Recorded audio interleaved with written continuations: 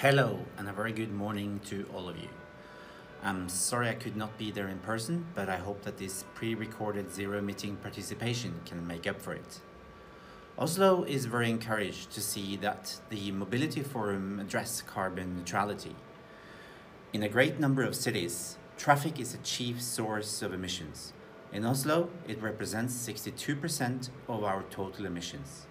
Achieving carbon neutrality cannot be done without the active participation of mobility expertise. When you leave this conference, I want you to remember 5 things from Oslo's approach in getting to a zero-emission capital. Number 1, set a science-based climate target that matters. In Oslo, we recognize that cities have a responsibility and a role to play in cutting emissions. 11 years from now, in 2030, Oslo will practically be a zero-emitting city as we aim to deliver a 95% reduction from 1990 levels, without the use of any offsets. This target is fully aligned with the 1.5 degree ambition in the Paris Agreement. Number 2, make sure you design a system that ensures cross-governmental ownership of the climate target and a tool for prioritizing climate action. In 2017, we introduced the climate budget. It is a tool for making sure we prioritize action and funding to stay on track to deliver our climate target. It is probably the world's first and is an integral part of the city's fiscal budget. For each year, a maximum emission volume is proposed, just like the maximum economic expenditure in the financial budget. All departments propose measures, and they become responsible entities for implementation. The budget clearly states what has to be done, by whom, when, and at what cost. The measures and instruments are closely monitored, and progress is reported on throughout the financial year.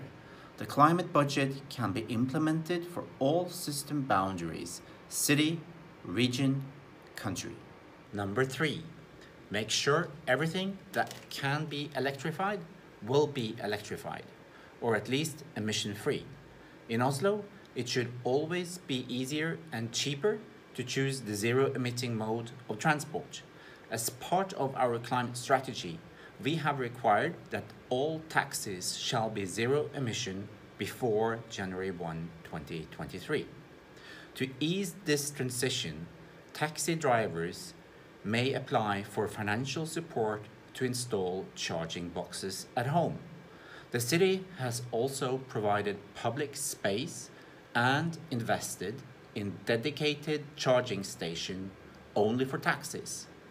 And the potential emission reductions from this measure is presented as part of our climate budget, and the fiscal budget includes the cost estimates.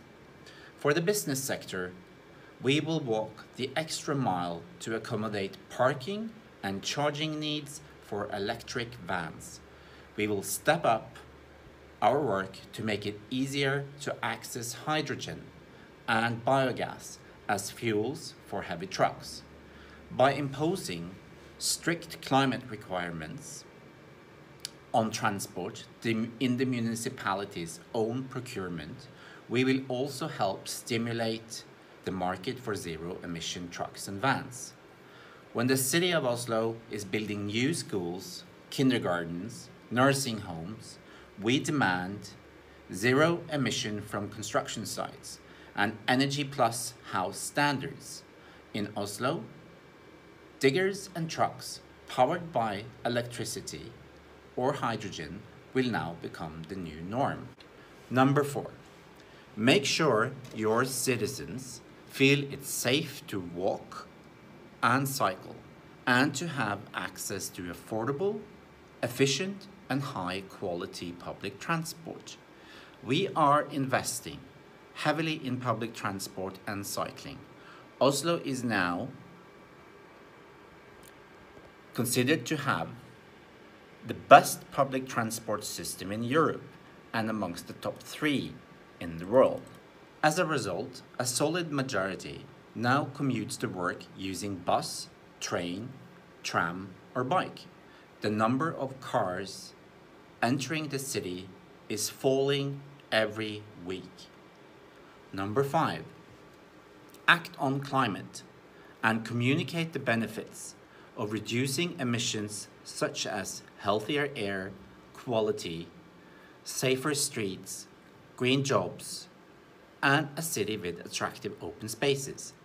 We have adopted an inclusive process where we regularly communicate with our citizens and businesses. We meet them often, listen to their needs and their visions for the city.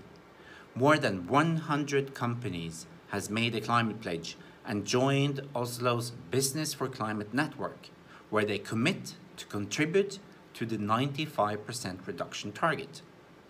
3 out of 4 citizens support Oslo's ambitious climate policy and believe if reached, it will make Oslo a much better place to live and grow up.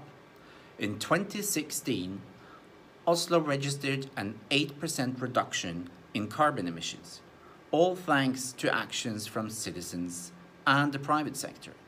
They have switched from fossil fuels to renewables for heating purposes. They drive less and use our public transport system more often, and they bike more than any time before in history. It is a testament that climate politics matter and climate policies work. I wish you a successful conference, and the organizers have all my contact details and also a copy of our climate budgets in English should you be interested in pursuing the same approach in your city. Thank you.